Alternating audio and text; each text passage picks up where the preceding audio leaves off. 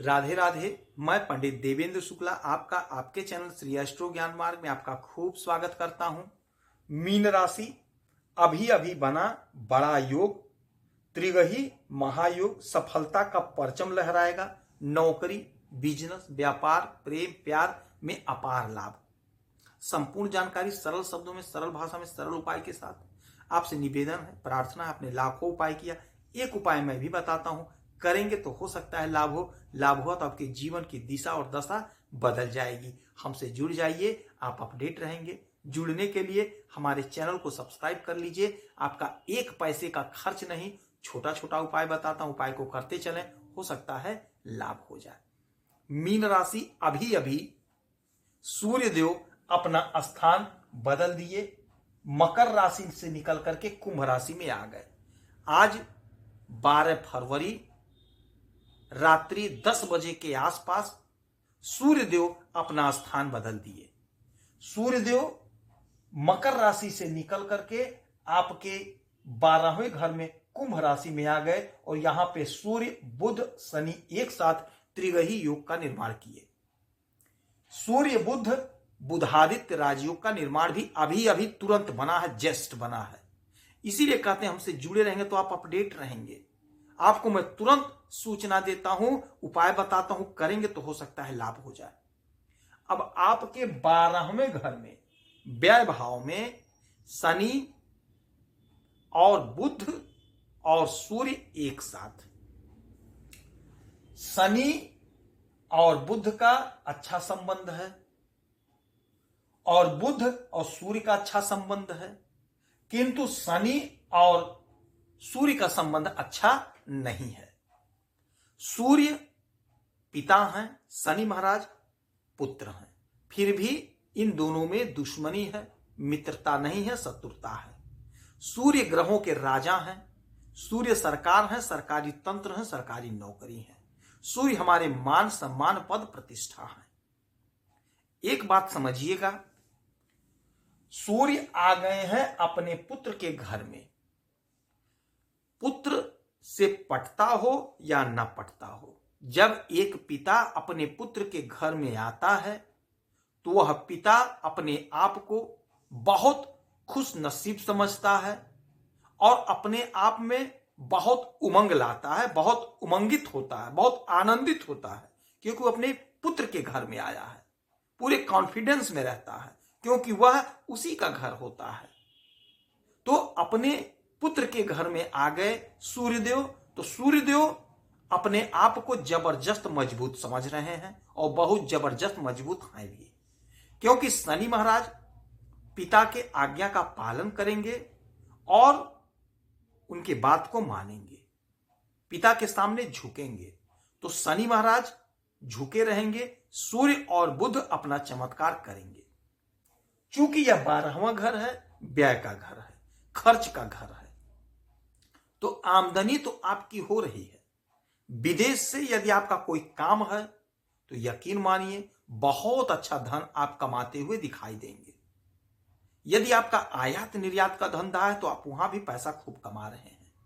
यदि आप social media से जुड़े हुए हैं, विदेश से यदि आप डॉलर कहीं कमा रहे हैं तो आपके धन में बहुत इजाफा होता हुआ दिखाई दे रहा है।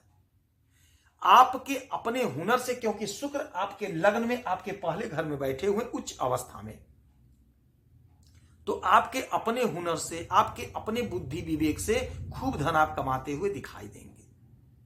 चूंकि यह 12वां घर है तो धन तो आप खूब कमा ही रहे हैं। आपके आय के मालिक भी शनि बन रहे हैं और आपके व्यय के भी मालिक शनि बन रहे हैं। आय भी शनि देख रहे हैं, व्यय भी शनि देख रहे हैं।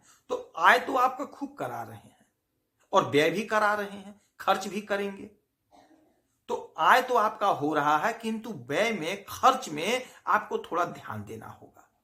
जहां उचित है, जहां जरूरत है, वहीं खर्च करना है, क्योंकि खर्च तो ये कराएंगे। अकस्मात खर्च जो आएगा उसे तो झेलना ही पड़ेगा, किंतु जिसे आप टाल सकते हैं तो सोच विचार के धन को खर्च करिएगा।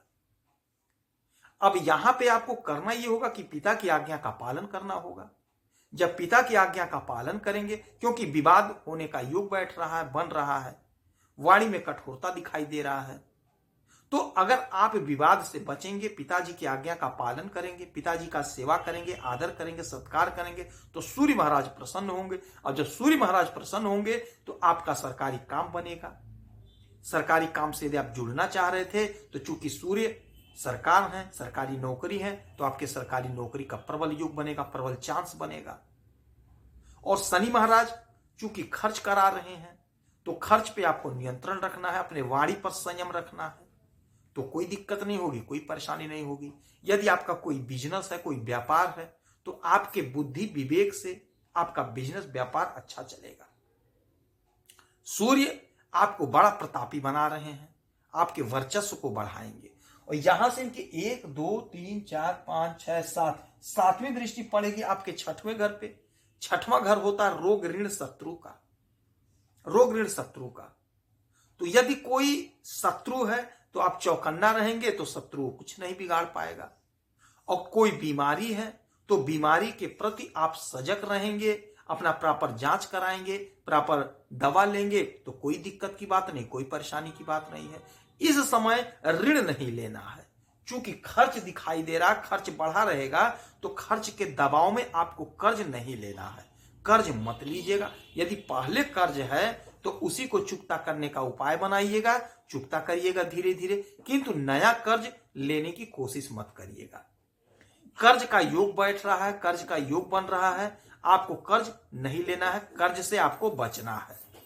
कर्ज से बचेंगे तो आप लाभ को पाएंगे, कर्ज से आपको बचना है, कर्ज कतई मत लीजिएगा। आपके नौकरी का योग सूर्यदेव बना रहे हैं।